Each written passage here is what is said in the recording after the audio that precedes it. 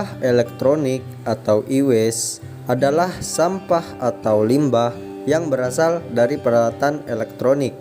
Contohnya adalah telepon genggam, komputer, televisi, mesin cuci, dan sebagainya.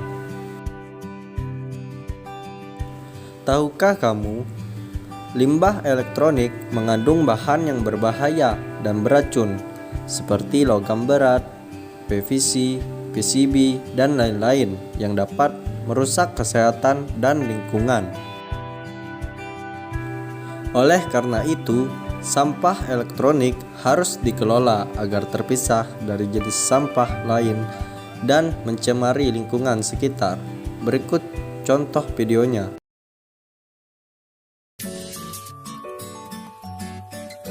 Kita semua pasti ingin bersih. Lingkungan yang bersih bukan hanya enak dilihat, tetapi baik juga untuk kesehatan kita. Tahu nggak, kalau di sekitar kita sebenarnya masih ada sampah-sampah yang sekilas tidak terlihat seperti sampah, tetapi sebenarnya menyimpan unsur yang berbahaya, baik bagi kesehatan kita maupun bagi lingkungan? Benda-benda elektronik yang sudah tidak terpakai seperti lampu TL, kipas angin, televisi, kulkas, hair dryer, komputer, radio, dan handphone bisa menjadi sampah yang berbahaya saat sudah tidak terpakai dan dibiarkan menumpuk. Sampah-sampah elektronik semacam ini disebut sebagai limbah elektronik atau electronic waste, yang disingkat e-waste. Kondisi saat ini, e-waste masih belum bisa dikelola dengan baik. Padahal, e-waste tidak bisa terurai secara alamiah dan harus ada penanganan secara khusus untuk pemusnahannya. Kandungan logam-logam berat yang terdapat dalam e-waste masuk dalam kategori B3, bahan berbahaya dan beracun, dan berdampak luas ketika telah berkontaminasi dengan air, tanah, dan udara. Contoh e-waste adalah handphone. Handphone terdiri dari beberapa komponen yang masing-masing mengandung unsur berbahaya yang harus ditangani secara khusus. Skrup dan konektornya mengandung unsur logam berat. Semua unsur-unsur ini tergolong berbahaya bagi lingkungan, baik manusia maupun makhluk hidup lainnya. Timah terbukti bisa mempengaruhi kecerdasan kognitif dan mengakibatkan hiperaktivitas. Merkuri bisa mempengaruhi kemampuan ingatan dan melemahkan otot, baik bagi manusia maupun hewan. Kadmium bisa berdampak buruk bagi paru-paru dan bisa menyebabkan kerusakan ginjal. Logam berat bisa mencemari air tanah sehingga menjadi tidak layak dikonsumsi. Jadi, pengelolaan e-waste dengan benar sangatlah penting. E-waste harus dikelola menggunakan fasilitas dan teknologi pengolahan yang tepat dan teruji, serta dikerjakan oleh tenaga-tenaga profesional yang kompeten.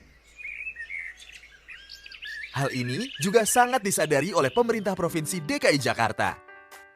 Sebagai gambaran, data yang dirilis United Nations University bertajuk The Global E-Waste Monitor tahun 2014 menyebutkan bahwa setiap orang Indonesia rata-rata membuang e-waste sekitar 3 kg. Artinya, bisa diprediksi jumlah timbunan e-waste di Jakarta adalah sekitar 31 kiloton.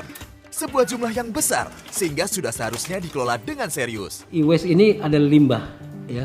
Apapun kalau disimpan di rumah, disimpan di gudang dan lain-lain, itu tetap menjadi limbah. Kalau e-waste tidak dibersihkan, itu akan menjadi sampah juga di tiap-tiap rumah.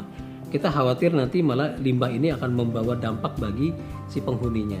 Misalnya kita tahu di dalam e-waste ini ada timbal, ada merkuri, ya, ada zat-zat yang lain yang justru bisa membahayakan mungkin dalam jangka waktu yang lama bagi si penghuninya. Kami saat ini sedang mengupayakan program melakukan pengumpulan terhadap limbah-limbah elektronik khususnya yang ada di rumah tangga.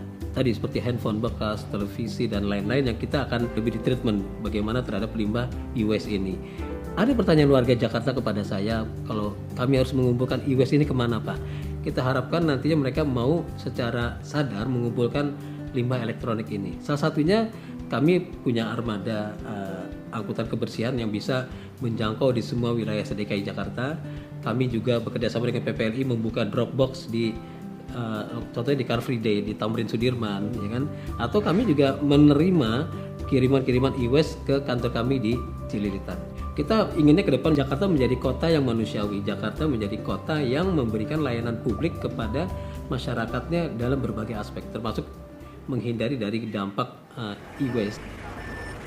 PT Prasada Pamunah Limbah Industri atau PPLI, mitra Pemprov DKI dalam pelaksanaan program pengelolaan e-waste adalah perusahaan yang telah lama berfokus pada limbah bahan berbahaya dan beracun atau B3.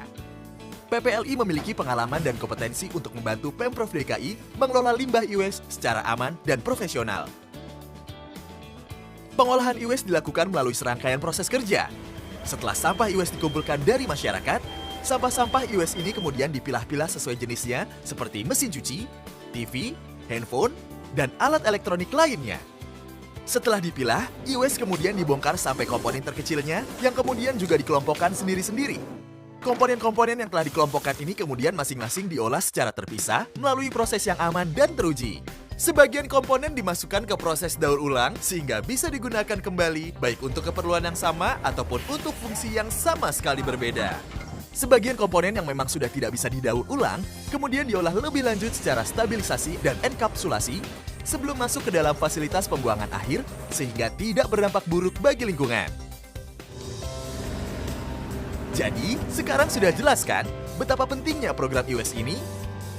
Pengelolaan e-waste yang benar dan profesional menjamin bahwa tidak ada limbah berbahaya yang tersisa dan setiap komponen e-waste dapat diolah dengan efisien. Sehingga lingkungan sekitar kita bukan hanya menjadi bersih, tetapi juga aman bagi kesehatan kita dan keluarga.